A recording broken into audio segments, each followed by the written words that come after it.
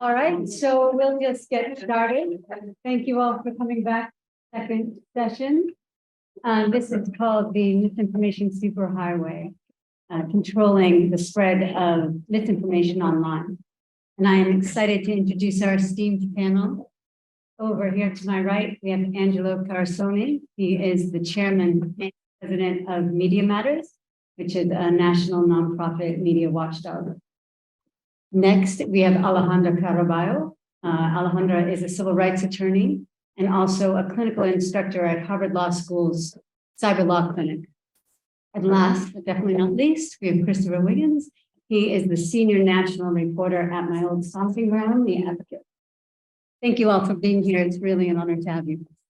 So we'll just start out, where I will kick off with Angelo. Angelo, help us understand what's going on social media. Who are the, yeah, and briefly, who are the biggest perpetrators of online LGBTQ misinformation, and what factors are in play that are helping them grow in popularity and their audiences diversify? Well, good question. Thanks for having me. So I'll sort of start by just a little bit of a lay of the land, because there's this large right-wing echo chamber that exists. And on any given day, and it's gotten down a little bit, but if you just look at it like a pie chart, all the information, the media that people consume, on any given day, the share of this sort of right-wing echo chamber is somewhere between 45 and 60%.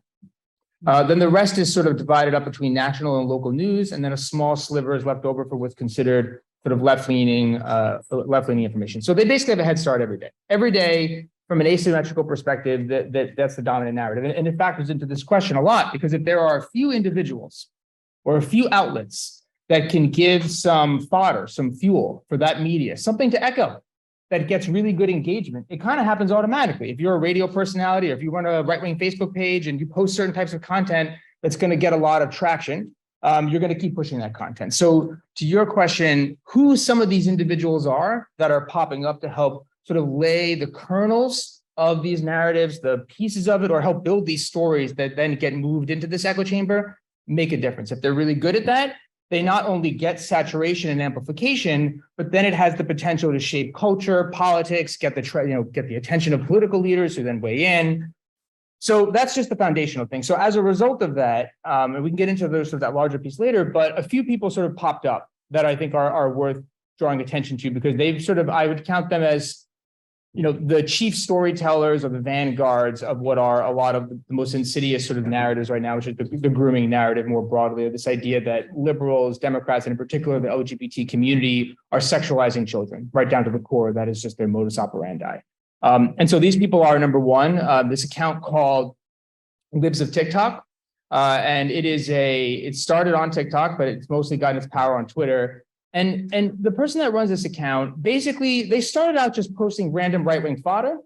There wasn't anything unique. And then they started posting some stuff attacking teachers for sexualizing children, specifically LGBT teachers. And those posts blew up. So they started posting more of that stuff, and basically became one of the largest sources of a whole bunch of stories about grooming children. You could pretty much count that it probably whoever reported that secondhand, third hand, or whatever controversy was stirred, you could probably trace it back to a post that this account made at some point that then sort of works its way up the food chain. So that's one account. And I don't think the significance and the destruction of that account should be overstated. I'm sure we'll talk about it later. And then there are a couple other players I just want to throw out there. Another person is a guy by the name of Matt Walsh. And even though these people may not be known to you, the thing I want to underscore is that they all have bigger audiences in basically every media outlet that you consume on a regular basis. So even if they feel like fringe players, they're not. This is not the fringe. Their audiences far exceed anything that CNN, MSNBC get combined on a daily basis. Their viewership is way bigger than any of the papers. So Matt Walsh, to put in a nutshell, really focuses on sort of putting together like trans sort of documentaries and movies about it that kind of help people sort of get these examples. But I think the other part about it is he's kind of strange. Really, he's a weirdo. And the reason I think it's important to call that out, like he rents rooms for $1 from friends of his in counties. He doesn't even have children there, to go to school boards and then scream and yell about the sexualization of children at those school board meetings. He literally creates the very fodder that ends up on the Libs of TikTok account. So he goes to the school board and says, you're going to sexualize children. Look at this book. He doesn't have a kid there. He doesn't even have a kid. But he creates that video that then gets moved to Libs of TikTok, that then spreads and saturates, and he's gotten pretty good at it. And then a few other players are people like Charlie Kirk, who runs sort of this sort of college-focused effort. It's, again, very big. It's mostly young people. And then I'd say the Daily Wire, which is probably the closest analog and will most likely supplant Fox News in the larger right-wing media in the future. They are growing fast, they have the revenue, and they have the audience, tens of millions. And I think if you look at who are the best storytellers for this narrative, those are the players. And the reason they are able to operationalize, though, is because they sit atop an echo chamber that takes their individual stories and amplifies it, saturates it, and operationalizes it. So last year, Ari Drennan, who is the LGBTQ program director at Media Matters, was talking to the Washington Post. And she said that Libs of TikTok, which you just talked about, has become the wire service for the larger right-wing media environment, ecosystem. Tell us a little bit about what that means. I think that it's sort of, if you think about the way that news gets made, it sort of gets made in two ways, right? If you're a news outlet, you have people that work for you that are reporters that go out and they find stories and they write them up themselves. And the other way you make news is you subscribe to these wire services, which is the sort of entities that sort of make prepackaged news and then they sell it. And then you either republish it or make a little bit of a story on top of it. That's what it is. And that's pretty standard, nothing destructive about it. That's just how news gets moved around. What Libs of TikTok functions like, though, is a wire service. So by taking examples, like I was saying before, like that clip of that Matt Walsh guy who shows up at a school board meeting, or a whole bunch of other copycats that do the same thing. There are literally organizations out there. One of them is called Moms for Liberty. You kind of glean what they care about, but they sound reasonably like legit. They're moms and they're for liberty, but a lot of times they're not even parents. They go to school board. They literally organize people to go to school board meetings to talk about this. And then conveniently, Libs of TikTok will be there or have someone there to have a video clip that posted to one of their accounts. And that's a wire service. That's the raw material that then makes its way to a Tucker Carlson segment later that night. So when Ari was sort of describing the role that Libs of TikTok played, it is that it provides the raw material that fuel and feed these storylines on a regular basis, not these one-off viral moments. It's a steady drumbeat of raw collateral. And without Libs of TikTok as that sort of gatekeeper or helping collect and aggregate and organize all of those different pieces and package them up well, it would be a lot harder for the rest of the right-wing media to echo something because they wouldn't have anything to echo. Others might fill the spot, but Libs of TikTok has seemed to do it pretty effectively. And then the worst part about that is that now they're copycatting. So, Ari went back and did an analysis recently of Fox News, of a couple Fox News articles, just over 1 month, specifically focused on LGBT issues, and found that of the very small section they were already writing about, 8 of them, and I think there was only a dozen or so that they wrote that month, 8 of them followed the exact same model that Libs of TikTok did, meaning they went to online, they found a random video from a random person and said, look at this individual from the LGBT community is sexualizing children. Look what they're talking about. Look what this extremist was yelling about today. Look at that behavior and that conduct. That's outrageous. One video, they would write an entire news report about it, which is exactly what Libs of TikTok does. So Libs of TikTok is not only providing the raw material for these stories, but worse, is actually now developed a model that the rest of the right-wing media is beginning to put increased resources into. And that, of course, then filters over, because once they start to do that, it creates these controversies, which then sort of pressure the rest of the news media to begin to cover them. Okay, well, let's talk about the broader media, not just the right-wing media. There's this, journalistic principle of fair and balanced. And journalists use that to take an objective, non-biased approach to their coverage, report both sides of an issue. But how is that actually legitimizing the anti-LGBTQ misinformation narrative? So I don't think that, I think it's weird. The thing I'm going to say is going to sound counterintuitive, but I think the best example of the worst of that problem is the New York Times. And how they've treated it, and how they've treated a lot of the trans coverage now. So here's a perfect example. They will write news articles about, so perfect illustration of how this all comes together. Libs of TikTok finds an individual, a young person's social media post where they talk about a regret from transitioning. Just a regular post. They have no insidious conduct necessarily. They're just sharing their experience. They take it, they blow it up. The right-wing media then amplifies it. They do that a couple of times. The New York Times then writes a story about problems with transitions and regrets, right? That's the New York Times. Now, nowhere in the article does so now this is where it becomes sort of the defining component, how people sort of get their real opinions, their assessments. Nowhere in the article about regrets, which of course they were covering the controversy, do they mention that 97% of people that transition, according to all the research, are perfectly satisfied, are better off, have no regrets. So they take these small examples of outliers that get hyped and turned into a controversy by this massive right-wing echo chamber. And then in a way, they not just launder that false narrative, which itself is a type of misinformation, but they validate. And then they leave out that other context. So even if there wasn't a problem with the article itself, and there were plenty, and there are lots of examples of this, how they choose to write, what they choose to write about, then starts to filter. And so instead of looking at the rise in deaths, the increased violence, issues with access to healthcare in the trans community, none of which the New York Times touches, instead, most of their trans coverage focuses on sort of exhaust from the right-wing narrative.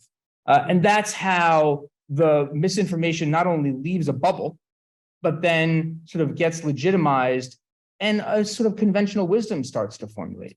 It's extraordinarily destructive. And it is a pattern that has played out over and over again. I mean, it started in the 90s when talk radio and Fox News emerged, and they attacked everyone in the news media as liberal. It didn't matter what it is. They were liberal journalists. And journalists, as a response to that, tried to inoculate themselves against the critique by false balance, by giving, by talking to the two scientists that didn't believe in climate change as if somehow they were reflective of the whole scientific community, right? By giving oxygen, airtime, and almost an equivalence to ideas that are not reflective at all of that audience, but in some way elevating them.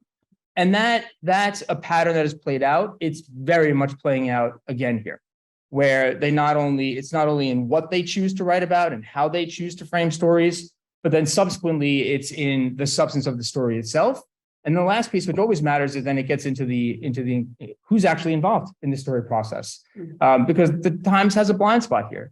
They don't have trans reporters that are writing these articles or even around. They're not in the editorial chain. It's one of the biggest critiques that you could go and sort of ankle bite after each of their bad articles, but at this point, it seems like it's a much bigger problem. And I think they're an example because they are, I think, gold standard in a lot of this stuff. But when it comes to this issue in particular, and there are others, they are not uniquely bad. They are representative of the way the entire news media landscape has been dealing with it. And in a way, they're a victim of, without excuse, right-wing misinformation. And they basically look at most of their coverage through this lens. And it plays out day to day in their coverage. Thank you. Let's move on right now to Alejandra. Alejandra, can you give us an example of how online misinformation is finding its footing now in policy and in judicial decisions?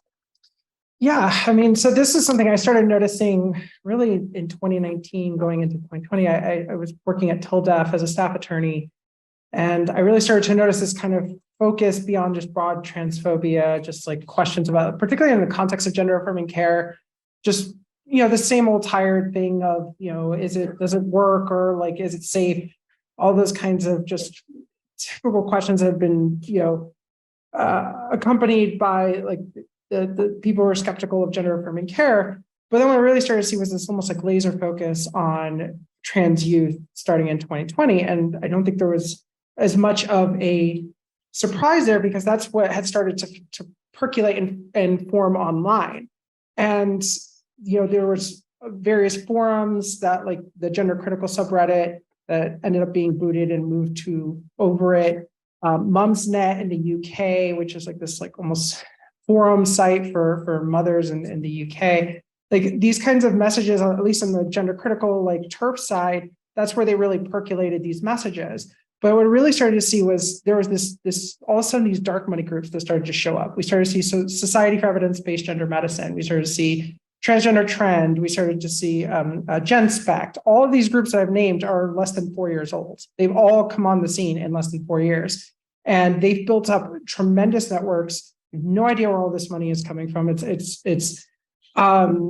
And so they're kind of the face of this, but a lot of the stuff that they follow are these narratives that started, in 2014, 2015 online among like anti-trans spaces. But in particular, I think over last year, it's really acute in what I think we can look at to the drag bans in particular as a perfect example of what disinformation, moral panic, and this kind of online ecosphere creates and turns into policy, right? So no one had been thinking of drag bans or any of this stuff until, as they pointed out, the Libs of TikTok account, right?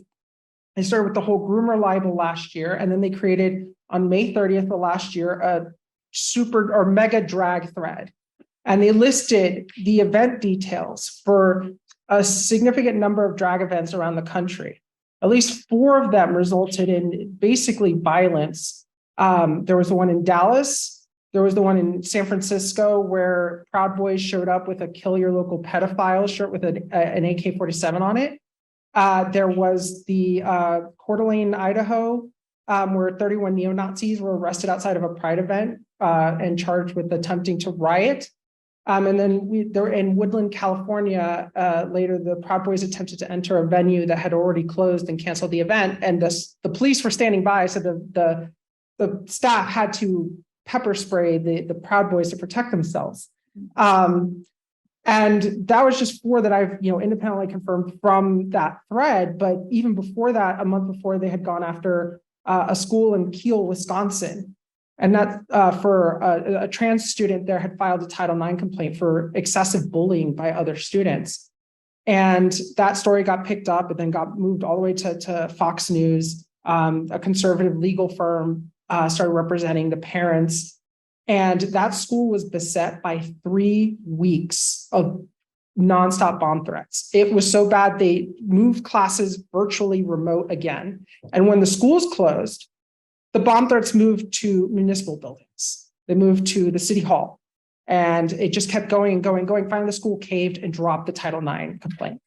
And there was no national coverage of this. The first national paper to cover this was the Washington Post, and it was in an op-ed by George Will that said, when the pronoun police comes for your kid. Did not even make a mention of the weeks and weeks of bomb threats targeting that community. And the bomb threats themselves are not atypical, right? So we started to see threats against organizers of drag events, Pride events. So they would either cancel or there would be literal neo-Nazis, Proud Boys, others showing up to these events.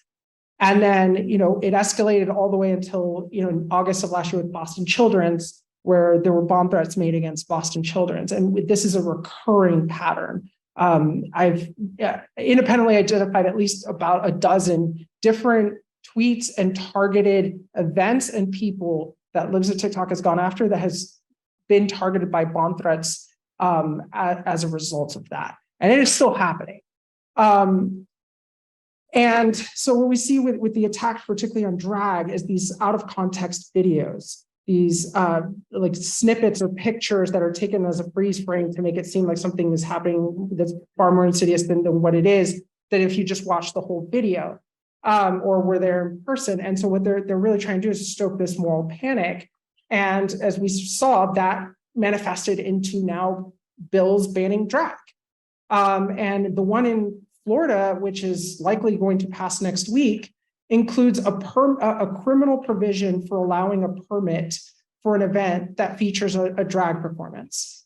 And what that essentially is going to cause is local officials will not approve permits for Pride events. They're just going to cancel them. And people need to understand what they're doing here, right? And they're trolling on this legislation in a way that echoes this kind of online disinformation space. So we're seeing this policy play out in that way. Going back to where I started, kind of from these orgs like SEGM and others, they're pulling all of this stuff from online. If you think of the rapid onset gender dysphoria survey, right? That Lisa Littman pulled her survey recipients from online anti-trans websites and the parents of them, and then published a study, and then that gets turned into one thing and turned into another, and then that starts getting cited in litigation and legislation. So we're, there's this broader pipeline, and just to kind of finish the story, and another example thing that I've seen kind of in the last 6 months since Elon has taken over Twitter. Ironically, in a way, Twitter's diminishing relevance is actually hurting the far right more than anything. Despite Libs of TikTok being kind of the biggest account and really flourishing on Twitter, they had a Facebook page, Instagram. Ironically, they're banned on TikTok. And they've really kind of abandoned everything else but their Twitter, and they've kind of moved on to this like broader conservative speaking circuit. But there's like this broader diminishing like relevance on Twitter, and it's kind of concentrating it. But what I have seen without the guardrails, with basically any adults at Twitter, is the smaller copycats. And these are the more vicious ones. While what Libs of TikTok does is like kind of highly curate this as kind of like the Newswire example that you're mentioning, what's really going on is there's these smaller accounts that have 10, 20, 30, 40, maybe 50,000 followers. And what they're doing is they're often engaged in cyber stalking, harassment, and other things. So they're going onto people's private Facebook groups. They're going into their Reddit groups. They're going into private Discord channels. They're pulling people's private photos that are posted in confidence in these groups. They're gaining access and then reposting it on Twitter to get a reaction. They're posting people's top surgery photos. They're posting the results of phalloplasty. They're doing all these things and they're posting it, and then those accounts will retweet it. It then gets amplified. It goes to a bigger account. And next thing you know, you have someone like Libs of TikTok retweeting it to her 2 million followers. And so, and other instances, stuff like that gets echoed and amplified all the way up to Fox News, and then Tucker Carlson's covering it. So what you're really seeing is essentially this kind of privatization and almost this like vigilante style network where basically anyone can turn and like almost like an informant for this kind of far right moral panic machine. And in a lot of ways, what it's meant also to do is not just to stoke a moral panic, it's meant to undermine any sense of safety. Because if you don't feel safe in your groups, your support groups, I mean, I've seen Colin Wright, like infiltrate support groups and like report about what's going on from like basically private like support groups. Like if you can't even feel safe in a private like therapy group because someone might report out what's being said there, like you have no sense of safety. And that is exactly the point. Thank you. So just to continue on this, much has been written about the fact that the anti-LGBTQ rhetoric wasn't a motivating factor in the midterms, in the most recent 2022 midterms. There's actually a great piece by our visiting scholar, Andrew Flores, in the Washington Post about this, if you want to check that out. Despite the fact that that is well documented, we have a lot of right-wing conservative politicians still using LGBTQ misinformation and anti-LGBTQ rhetoric online, in speeches, and even in proposing bills. So why? What's the strategy here? They've lost control of the machine. I think they are kind of victims of their own success in a way. So I think one of the things that I think the far right, I will give them some tiny microscopic bit of credit in that the way that they've been able to innovate like their messaging around what's going on online makes it like constantly like dominate the news cycle and also be able to fill up the airspace, right? So they're able to kind of always generate this outrage that gets engagement and is rewarded by algorithmic amplification on these websites and these social media platforms. And that works at getting attention, right? But the problem is that they get addicted and they get basically pulled into what is the thing that will generate the most engagement. And usually it's the three emotions: fear, anger, and disgust are the biggest things, right? And with trans people, that is kind of the perfect ideal target for them. And so they're able to generate all this engagement, and it gets them hundreds of thousands of likes, tons of, all this engagement, millions of views. It's all over. And they have this like ready-made ecosphere that it jumps from Twitter, it then gets reported on Fox News, it goes to Tucker Carlson. There's just this whole ecosphere that like all of this just gets amplified within. The problem is they never touch grass. Basically they think that everything that happens online is demonstrative of the real world. And they don't understand that most people are not engaged in these online conversations. It is a very narrow, small bubble.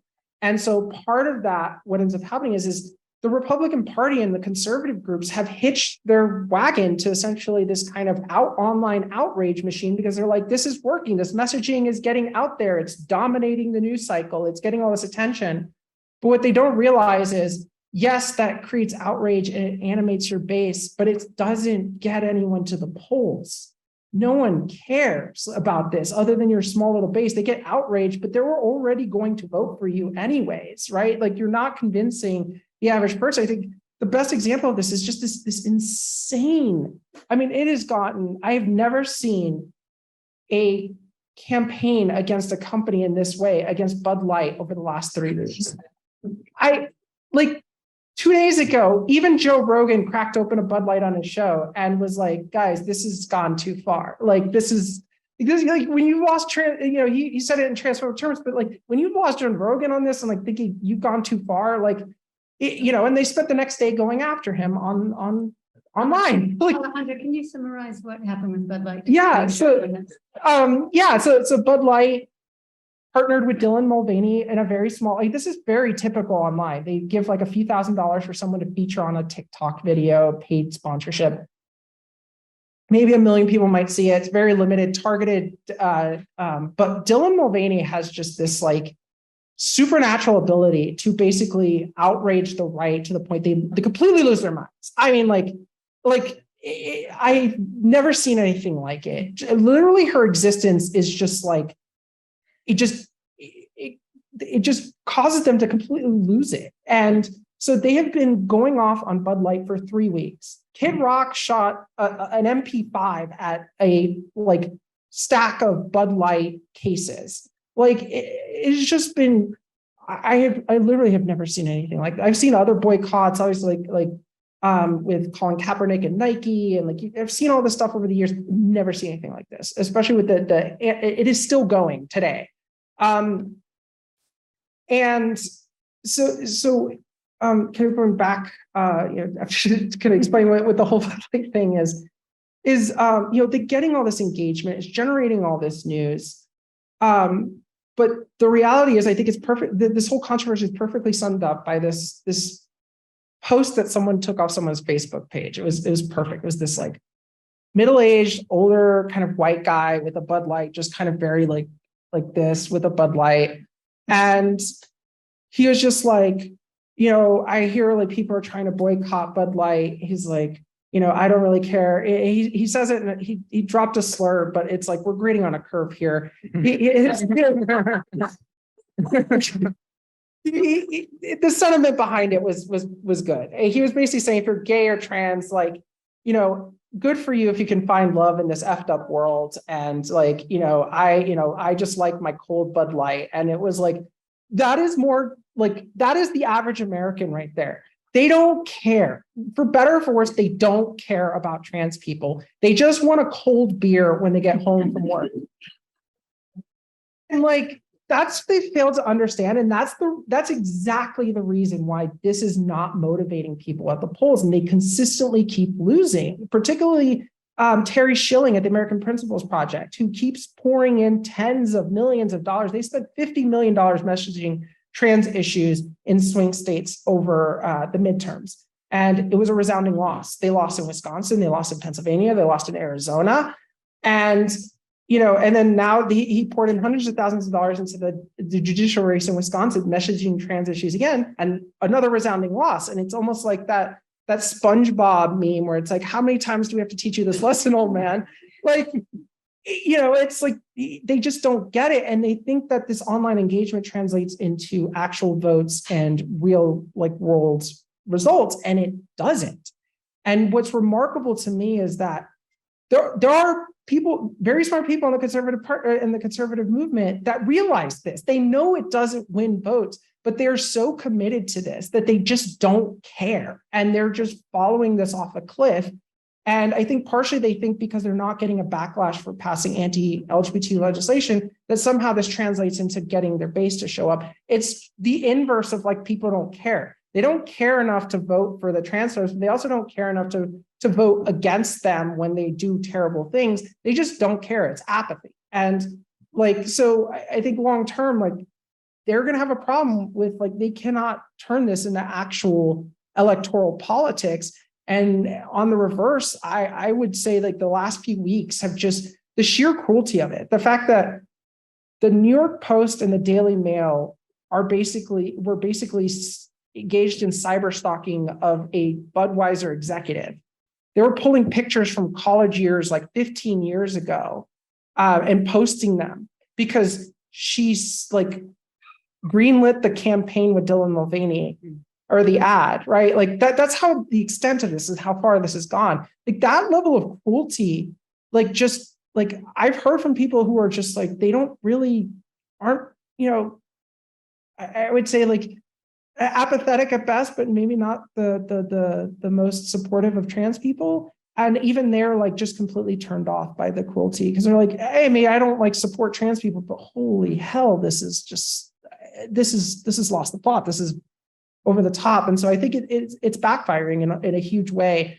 Unfortunately, there's a lot of damage. We're going to be dealing with the ramifications over the last 2 years of all this legislation that has passed. It's going to probably take a decade or longer to undo the damage that has happened. But long term, this is not a winning political movement. And so the last question, in February, the Supreme Court heard oral arguments in Gonzalez versus Google, which the result could upend Section 230 of the Communications Decency Act. Can you tell us a little bit about what Section 230 is and how it has contributed to online misinformation? So Section 230 is often called the law that built the internet. It was passed in 1996 as part of the Communications Decency Act. And ironically, most of that act has been enjoined and stricken as unconstitutional.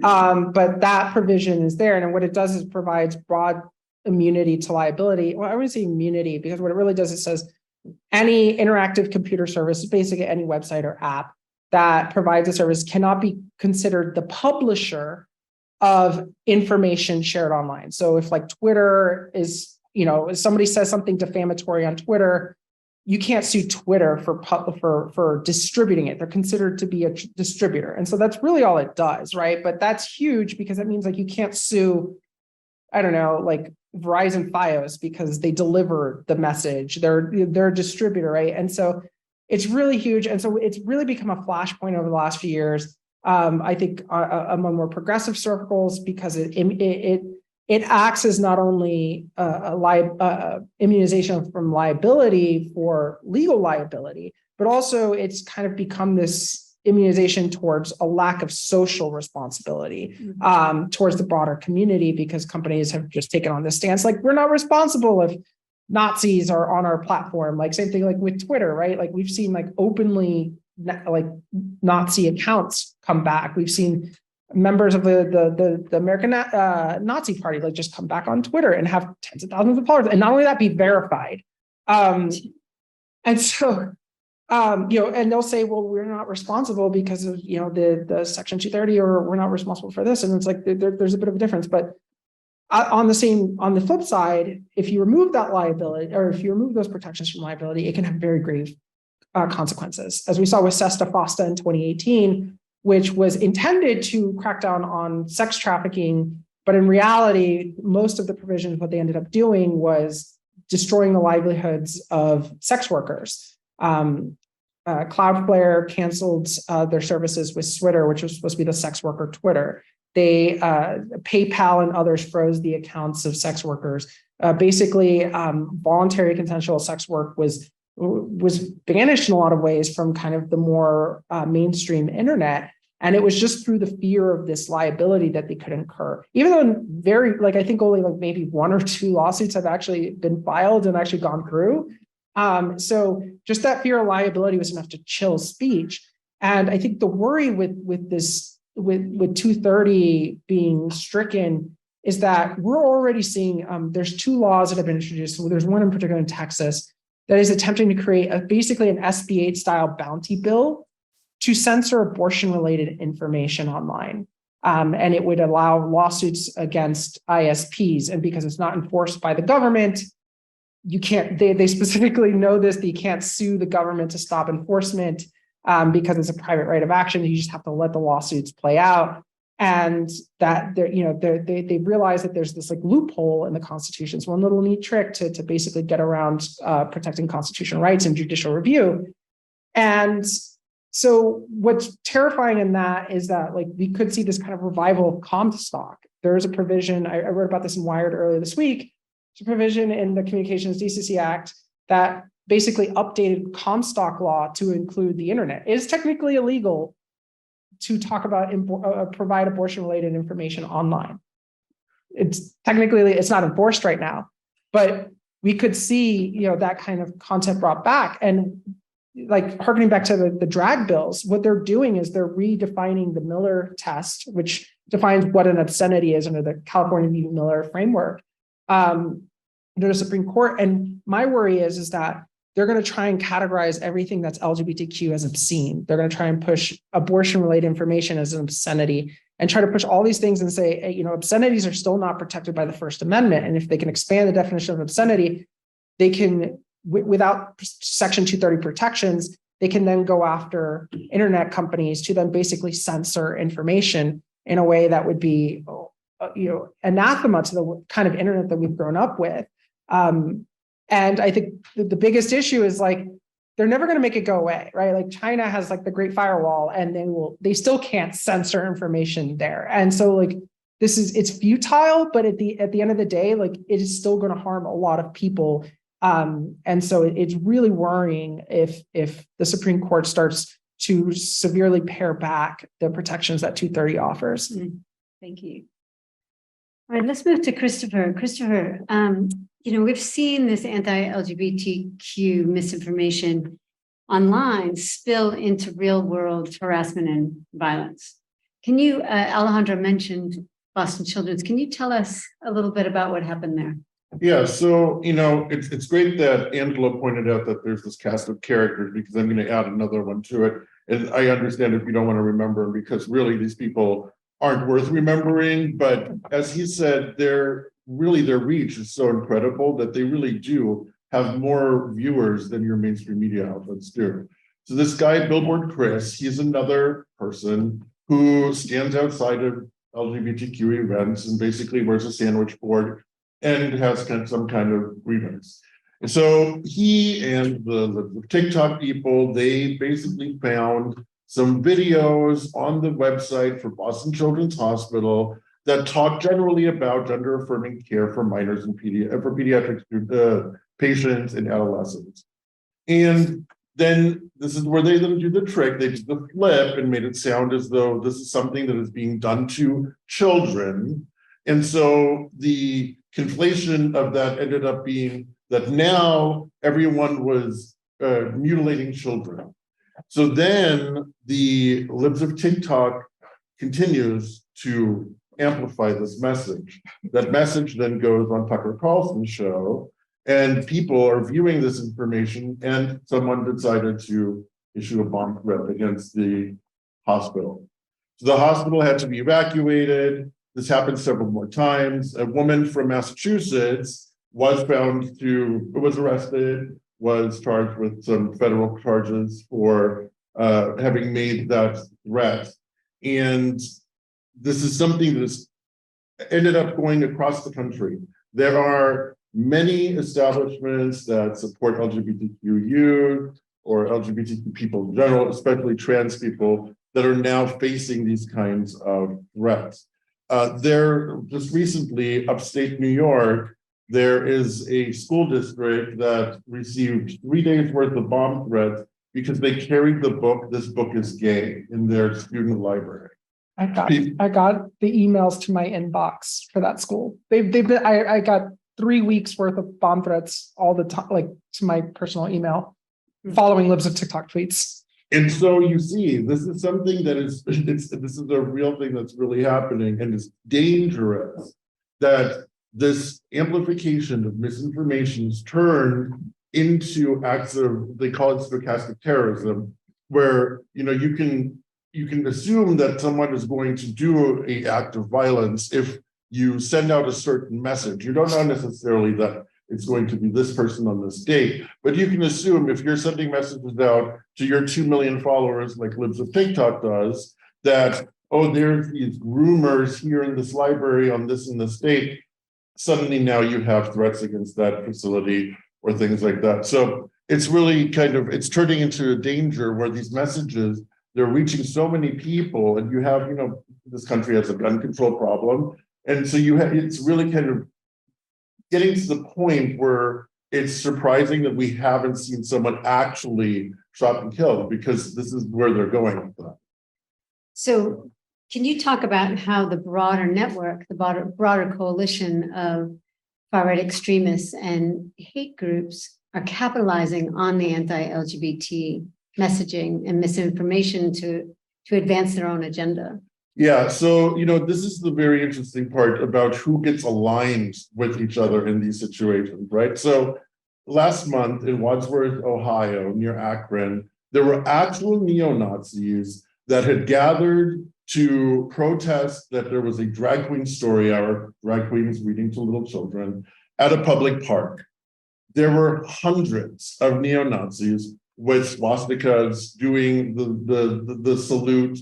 They were there with the 3 percenters, who you may recognize from the insurrection. You had Proud Boys there. You had people from the right who were Christian conservatives who are aligned in this moment with this group of really hateful people. And so the images coming out of that event were really, really horrifying.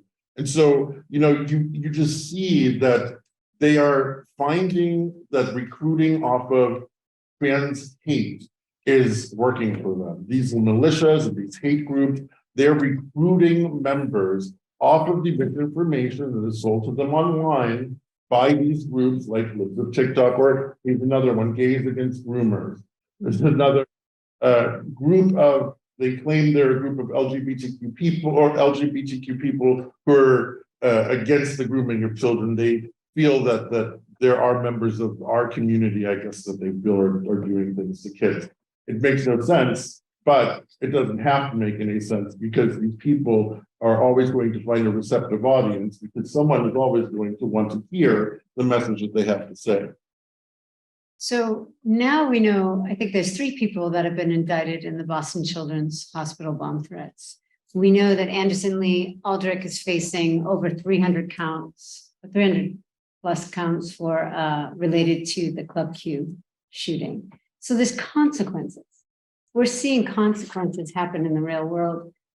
But is this a deterrent at all? Or is this, or the far-right anti-LGBTQ groups putting these people up as martyrs of a movement? Well, I'll blow your mind. The person who runs the Libs of TikTok account had an audience with President Trump, and she has had an audience with Ron DeSantis, the governor of Florida.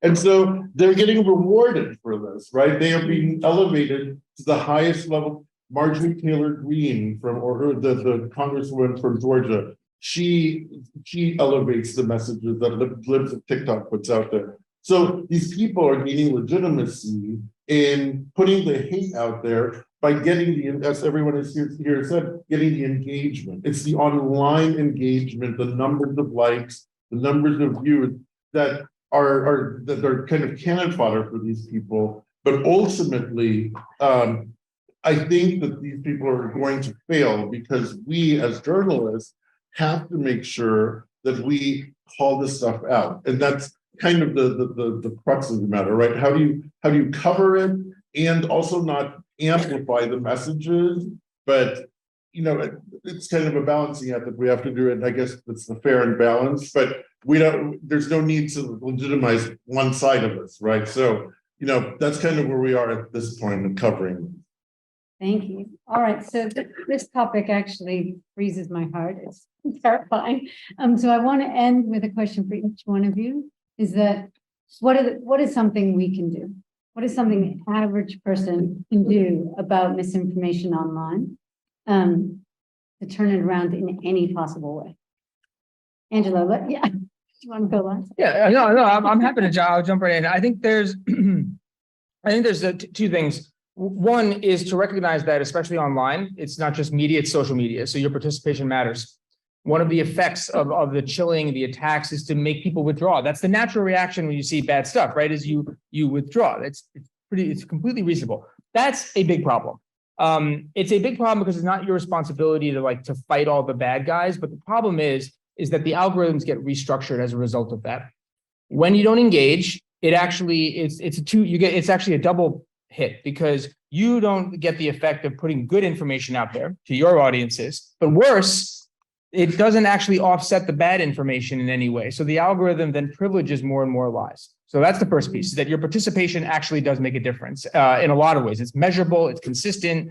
Part of the reason why the right has such a dominance in so many ways is because they have this amplification imperative built into their ordinary course of media consumption. They see themselves as a participant. So you see it, you share it, it's reflex.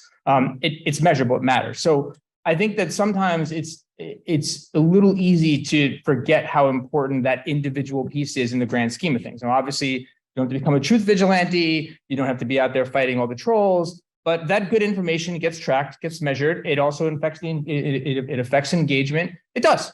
And so that's the first piece, that those individual things absolutely make a difference. And the answer is not to withdraw, period. So that's that. The second thing is, I would just say, is more of an orientation and a mindset, is to not, and again, I live in the fever swamps too, so it's pretty awful, and it's pretty hard to see the light. But the thing I would say is that it's a winnable fight. I think sometimes it feels entirely impossible. It's overwhelming, can't do it. There's so much cheating. It's very winnable. And my example for that is that, we could try to go to Facebook and upload your favorite Marvel movie. Can't do it. They could stop it. There are ways to stop it. So much of this conversation, especially in the media and public, it gets boiled down to things that are actually hard, which is banning. We feel like that's the only solution, that unless it's really, really bad, ban. And a lot of people in America, which is good, we don't want to ban stuff. So we're willing to take really bad things and accept it. And the thing that I would just urge everyone is to recognize that it's not a choice between, and the only tool in the toolkit is not ban or not ban. That much of the discussion has been boiled down to what algorithms are doing. And a lot of this, we've always had bad, crazy people in this country. That's just the way it is. What we haven't had is a super engine that is helping connect all these bad, crazy people to each other. And so what I would suggest, and it's been proven very consistent, is that when you can short circuit the recommendation algorithm, no one says to Google, don't put Holocaust denial in Google search results. You can find it. It's just not in the first page. It weights the information accordingly. That helps.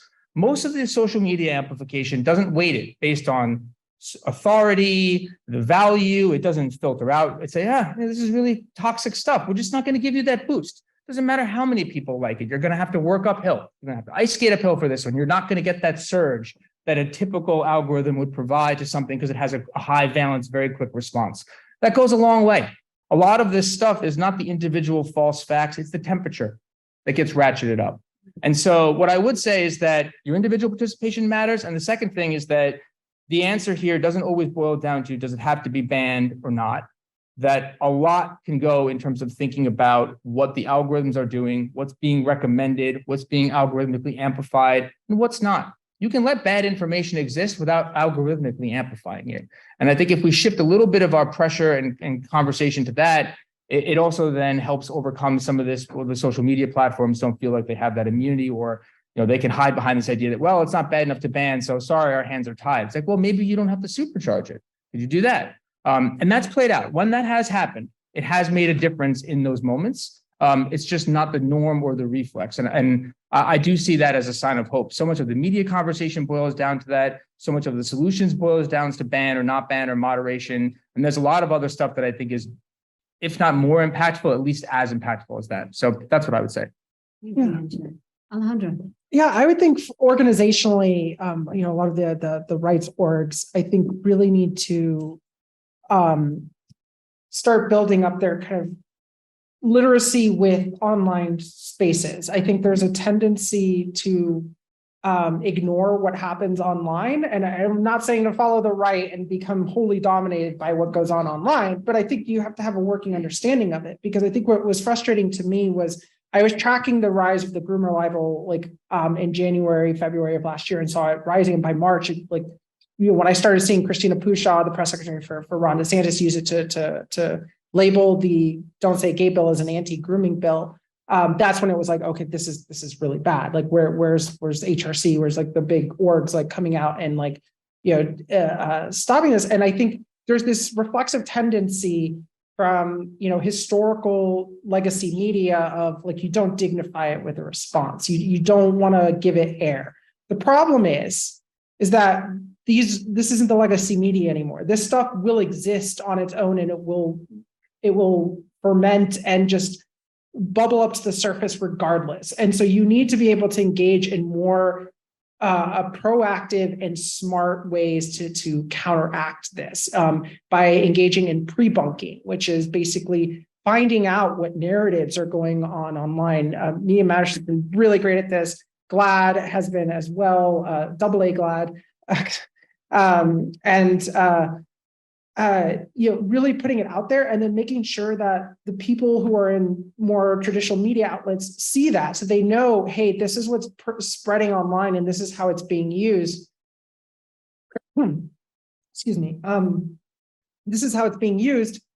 And so that there's more literacy around this stuff, because I would tell you, as someone who's has just watched the last 24 hours of coverage about the leaker and from the national security stuff, and people talking about Discord, which is basically the gamer equivalent of Slack, not that much different, but they're talking about these dark gaming forums and channels and chat groups, secret.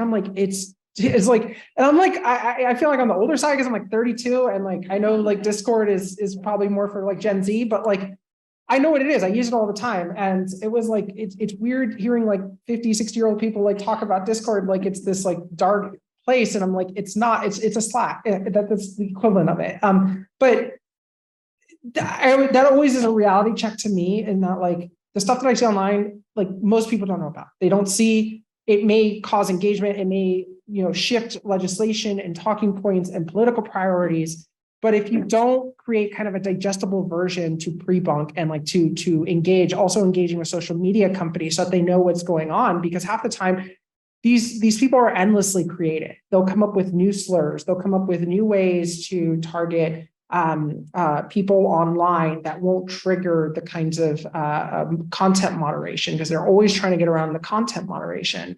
And so it's an ever-changing process. And so I think orgs really need to kind of invest in this new media, social media response, and have people that do this kind of research. And I think additionally, doing more research on the far right and this kind of extremist side. We need people in the trenches monitoring what's going on 4chan, what's going on Kiwi Farms, what's going on these websites, because what goes on there does not stay there. It does eventually leak out and affect the broader internet. And this kind of broader groomer libel stuff models a 4chan op from 2020, which is called Operation Pridefall, which literally set the exact MO of what libs of TikTok has been doing, right? So there needs to be a much smarter engagement on this end. And, I think orgs are starting to catch up to this, but you can't just rely on op-eds in the New York Times anymore. You just can't. You have to be there, and you have to be present, and you have to allow for the staff that are willing to, because I understand like having to deal with social media is just a cesspit. But like for the staff, like allowing staff to have more of a personality and like be able to like willingly engage online. Because I will tell you, when I was at Tilda, great, I love the org, is not casting shade on them. This is more of a thing of broader like nonprofits, is that the ability to message and talk online is limited. And that visibility is not, like, regardless of what's going on the right, that visibility is harming the ability to meet the community where they're at, right? If you don't have members of your organization that are visible on TikTok, on Instagram, on these places that are meeting the community where they're at, they feel left out.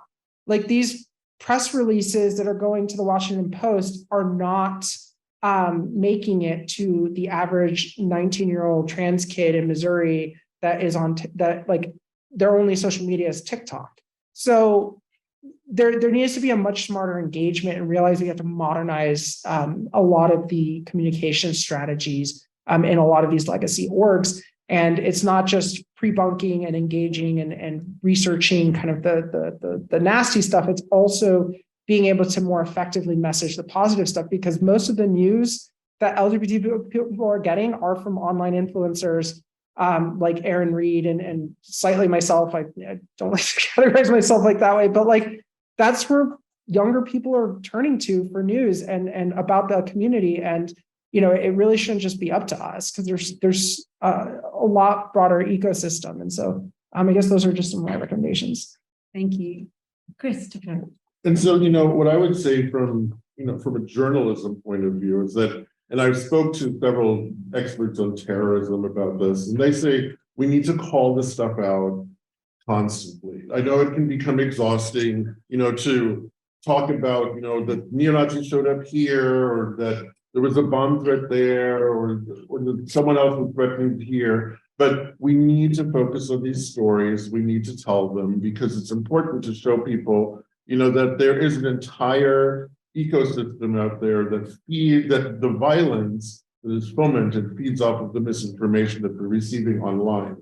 And so, you know, kind of to close on how Angelo started, you know, the fact that there are so many people getting this information from these influencers is really incredible. And I don't think we can stress enough how mainstream media doesn't really have a chance to fight against this unless they elevate those stories and really put a spotlight on the fact that this kind of thing is happening. And so, you know, I also understand that we need to be fair and balanced, but we need to remember, don't give credence to an argument that doesn't have legitimacy.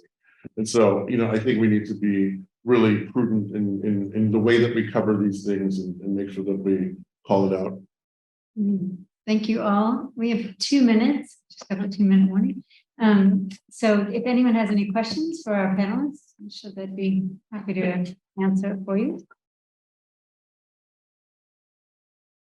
First of all, I just want to thank you all for really just a well-rounded and powerful conversation. That's so important. I guess Alejandra and all of you have really resonated with me. And my question is, or my reflections and my question one, I think that we have to also continue as a community to convey, celebrate, and constantly communicate the joy and the positives. But my question, I think, more largely or more broadly, how can we go about, I imagine the Williams Institute could be fundamental in this, creating an alliance, a national coalition from grassroots to the legacy organizations, individual influencers, to, you know, however informally or formally, create or shape or pre-bunk narratives, or come together to help lift up the stories of individuals and organizations and what's happening nationally and internationally. So if you have any thoughts on the ways in which that could be created in an equitable fashion that could help us lift and lead. Yeah, I think there just needs to be more, like, less siloing, especially around communications.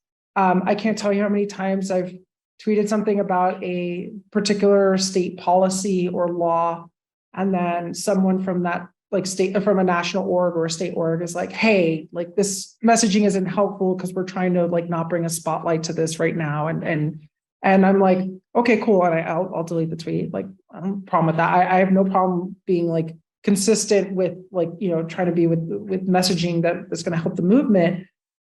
But people sometimes get mad at me because they're like, "What? You weren't supposed to like amplify this?" And it's like, I don't know. I wasn't on the call like where y'all planned this, and and so I think there needs to be a broader, because there already are so many working groups and weekly calls that are talking about strategy or doing this, and there needs to be a broader outreach to people that aren't part of nonprofits, because I think the siloing that you are only a legitimate like part of the movement if you're working at a nonprofit is counterproductive, because the people that are breaking through and actually like reaching the community to help build action are people who are just doing like have day jobs and are just doing this in their spare time and produce some content here or there, and they have 100,000 followers on Instagram. And like that, I think there needs to be broader coalition building, unless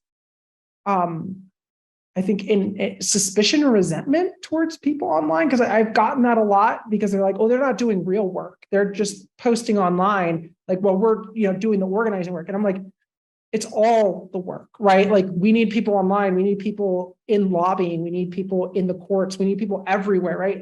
This is not just one way to do this movement. And so I think having an openness to be able to do that and bring these working groups together, and also just more cooperation among the nonprofits, because there's so much like incentive to like for funding, for grants, for donors, for visibility, to like try and compete for limited resources. And we need to be more collaborative, because we don't have the luxury of like competing against each other right now.